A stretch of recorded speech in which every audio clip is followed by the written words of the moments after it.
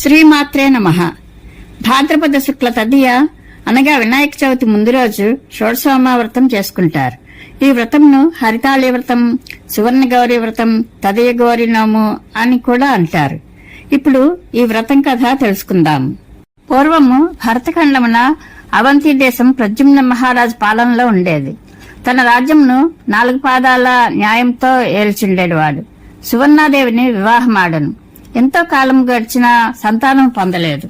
ఇహపర సుఖాల పొందగోరిన మహారాజు గారు సౌభాగ్యదేవి అను రాచకన్యను పెళ్లి ఆడెను. చిన్నరాణి వల్ల పుత్రవంతుడాయను. ఆమెయే సర్వస్వముని తలచిడివాడు.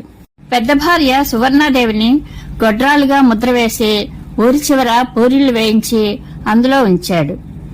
ఆహారమునకై ముక్కిపోయిన సోలెడు బియ్యం, జొన్నలు, ఆకుకూరలు పంపుచుండేవాడు. చిన్నరాణి ప్రేమలో మునిగిపోయాడు. ఇంతలో భాద్రపద శుక్ల తదియ వచ్చినది. ఆ రోజు ప్రతి గృహములో శ్రీ షోడశ గౌరీ వ్రతము అను తదియ గౌరీ నోము ఆచరిస్తారు. ఆ శుభదినంబున గౌరీదేవి స్వయముగా రాజుగారి పత్నులా పరీక్షింపదలిచింది. అంతఃపురంలోనికి వెళ్లి కురూపిగా తల విప్పుకొని చిరిగిన గుడ్డలు చూడడానికి అసహ్యం వేసే రీతిలో చిన్నరాణిని చేరి, అమ్మా, ఈరోజు శ్రీ షోడశ స్వర్ణగౌరీదేవి వ్రతము. ప్రతి స్త్రీలు నోచుకోదగిన పవిత్ర సౌభాగ్యత దీనోము. నేను బ్రాహ్మణురాలను వచ్చాను. నాకు నలుగుపెట్టి స్నానం పోసి కొత్త చీర కట్టనిచ్చి నాతో నోమించుకుని చేతికి మెడకు తోరము దండ వేయించుకోవలను. వాయన భోజనం పెట్టి దక్షిణ తాంబూలమునిచ్చి దీవెన పొందవలను. ఆ ముత్తైదవును సాగనంపిన సుఖ సంతోషాలు కలుగునని చెప్పాను. ఆ మాటలు విన్న చిన్నరాణి గర్వంచే మండిపడుతూ ఆ స్త్రీని అనరాని కఠిన వాక్కులతో దూషించెను. తదియ గౌరి అనుభవిస్తావని కదలిపోయాను. అచ్చటి నుండి రాజుగారి పెద్ద భార్య సువర్ణాదేవి వద్దకు చేరెను. అమ్మా, బ్రాహ్మణురాలను వచ్చాను అని తెలిపాను. ఏ ముత్తైదు వస్తుందా అని ఎదురు చూస్తున్నాను. నా భాగ్యదేవత వచ్చావా తల్లి, ధన్యురాలను అని కుడి చేతిని పట్టుకుని తీసుకెళ్లి అసహ్యపడక నలుగు పెట్టి నీళ్లు పోసి తాను కట్టే చీరను ఆమెకిచ్చెను. శ్రీ షోడశ గౌరీదేవిని నోమించుకునెను. రాజుగారు నిత్యం పంపే ఆహారం కాస్త ఎక్కువగా పంపమని దాసితో తెలిపినది. ఇంతకన్నా ఎక్కువ ఏమీ లేదని రాజుగారు దివాణం నుండి అధికంగా సామగ్రిని పంపెను. గౌరీదేవి ప్రభావంతో పంచభక్ష పరమాన్నముల పిండి వంటలకు కూరకాయ సరిపడు సమస్త సామగ్రిని దాసి మనిషి గంప నిండుగా తెచ్చును. దయతో మహారాజు పంచాడని సామగ్రిని చూచి సంతోషంతో అన్ని రకాల వంటకాలు చేసి నోము నోచి దండ కట్టించుకుని వాయనంనిచ్చి భోజనం పెట్టి తాంబూల దక్షిణమిచ్చాను. తర్వాత దొడ్డికి వెళ్ళాలి అని అడిగాను. మా ఇంటికి వచ్చిన తల్లివి, మా దొడ్డిలోనే కూర్చోమనెను. ఆ దొడ్డిలో కూర్చుని మాయమయ్యాను. ఎంతసేపటికి ఆ స్త్రీ రాకపోగా వెళ్లి చూచినది. ముత్తైదువు లేదు. ధనరాశి కుప్పగా కనిపించింది. శ్రీ షోడశ స్వర్ణగౌరీదేవియే తన ఇంటికి వచ్చినని సంబరపడుచుండెను.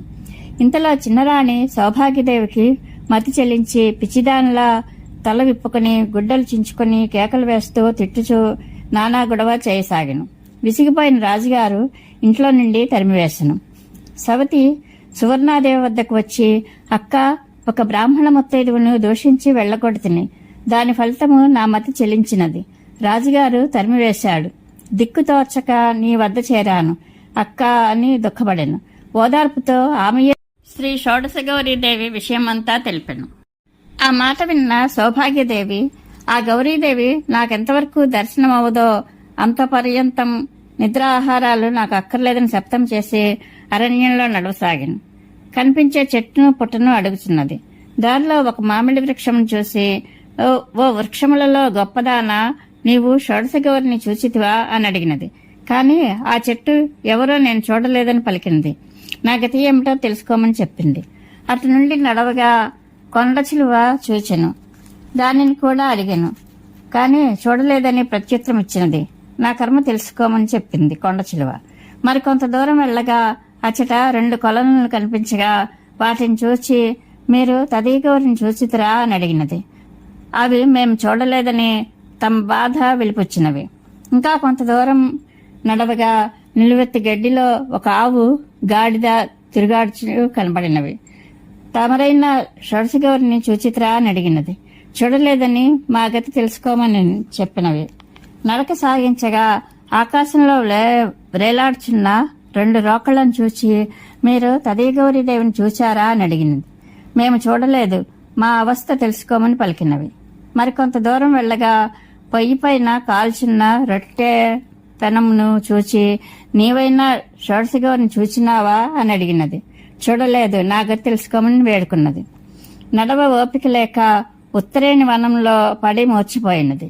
తదీగౌరీదేవి అనుగ్రహంతో సౌభాగ్యదేవిని మేల్కొల్పి బ్రాహ్మణ ముత్తైదువుగా దర్శనమిచ్చి, అమ్మా అదృష్టవంతురాలవు, నేను శ్రీ షోడశగౌరీదేవిని చూపెద్దనంటూ తీసుకెళ్లి తనకు తానుగా 16 కళలతో స్వర్ణగౌరీగా శ్రీ షోడశగౌరీగా ప్రత్యక్షమైనది.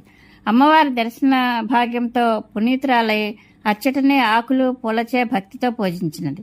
దయతో శ్రీ షోడశగౌరీదేవి అనేక వరములను కోరుకోమన్నది. దేవతా భక్తి పతిభక్తి కలిగి సవితిపోరు లేకుండానట్లు పుత్రపౌత్ర ధన సంపదలతో సుఖించినట్లు కోరినది. తర్వాత అమ్మ, దారిలో మామిడి వృక్షం ఏది, కొండ చిలువ ఏది, కొలలు ఏవి, ఆవు గాడిద ఏది, రోకళ్ళు ఎవరు, కాల్చున్న పెనం ఏది, బ్రాహ్మణ ముత్తైదువు ఎవరు, వారి యొక్క పూర్వకథ తెలుపమని వేడుకొన్నది. అరణ్యంలో మామిడి చెట్టుగా కనిపించినవాడు ఒక పండితుడు. బాగా విద్యను అభ్యసించి ఎవరికి గాని విద్య చెప్పక గర్వించి ఉండెను. అతడే మామిడి వృక్షముగా పుట్టినాడు. కొండ చిలువుగా కనిపించిన పెద్దపాము ఒక ధనికుడు. ఎంతో ధనము నిల్వ చేసి తను అనుభవించలేదు, ఇతరులకు దాన ధర్మము గావించలేదు. ఆ పిసినారియే కొండ చిలువుగా జన్మించి ధనరాశిపై పడి ఉన్నాడు. సరోవరాలుగా కనిపించిన కొలలు 2 ధర్మాధర్మాలు. ఒక ఇంట్లో తోడుకోడళ్ళు యారాళ్ళు నోము నోచుకుని ఇతరులకు వాయనం ఇచ్చిన పోవునని అనుకుని ఇంట్లోనే వాయనం ఇచ్చిరి. దానివల్ల కొలలుగా జన్మించిరి. ఆవు గాడిదిగా కనిపించిన వారు రాజు, మంత్రి. ఊసర క్షేత్రం చవిటి భూమిని బ్రాహ్మణునికి దానం చేసినవాడు రాజు ఆవుగా పుట్టినాడు. సలహా ఇచ్చినవాడు గాడిదిగా జన్మించాడు. 2 రోకళ్లుగా చూచిన వారు 2 ముత్తైదువులే. కావలసినన్ని దంపుకొని ఆ రోకళ్లను పడుకోబెట్టి బొట్టు పెట్టి నమస్కరించగా గోడకు నిలబెట్టిరి. కాన వారు రోకళ్లుగా పుట్టారు. పొయ్యిపై కాల్చిన రొట్టె పెనము. ఒక ఆవిడ తనకు కావలసినన్ని రొట్టెలు కాల్చుకొని పెనమును పొయ్యిపై వదిలిపెట్టినది. ఆమె మరుజన్మలో రొట్టె పెంక పెనముగా పుట్టినది. బ్రాహ్మణ ముత్తైదుగా కనిపించిన దానిని నేనే అని చెప్పి సౌభాగ్యదేవిని దీవించెను. అక్షంతలు ఇచ్చి వారిపై చల్లిన శాప విముక్తులవుదరని దేవి అంతర్ధానమైనది. తిరుగు ప్రయాణంలో శాపగ్రస్తులను అక్షంతలతో విముక్తి చేసెను. సవితి అక్కతో జరిగిన వృత్తాంతము చెప్పినది. ఈ శుభ సమాచారము ప్రద్యుమ్న మహారాజు గారికి తెలిసి పల్లకిని పంపి 2 రాణులను అన్యోన్య సఖ్యతతో రాజభోగాలను అనుభవించారు. ఇవి స్కాంద పురాణంలోనిది సంపూర్ణం. అత్తదండన కలిగి, మామదండన కలిగి, పుత్రదండన కలిగి, పౌత్రదండన కలిగి, స్వర్గానికి పోయినా సవితిపోరు వద్దు, మోక్షానికి పోయినా మగనిపోరు కావాలి అనే బ్రాహ్మణుని చేత దండ తోరమును కట్టించినప్పుడు ఇంటి ఇల్లాలచే అనిపించవలను. ఉప్పు బియ్యం గాని, పప్పు బియ్యం కాని చేతితో 3 గుప్పెళ్ళు పట్టించి దండ వేయించుకోవాలని పెద్దలు చెప్తారు. ఇతర ముత్తైదువులకు వాయినాలు తాంబూలాలు ఇచ్చి అక్షంతలు వేయించుకొనవలను. విధానము తప్పినను క్రమంతో భక్తి వేడరాదు. శ్రీ షోడశగౌరీదేవి, స్వర్ణగౌరీదేవి, తదీయగౌరి అన్నియూ ఆమెయే. సౌభాగ్య సిద్ధిరస్తు. పరమేశ్వరానుగ్రహ ప్రాప్తిరస్తు. శుభం భూయాత్.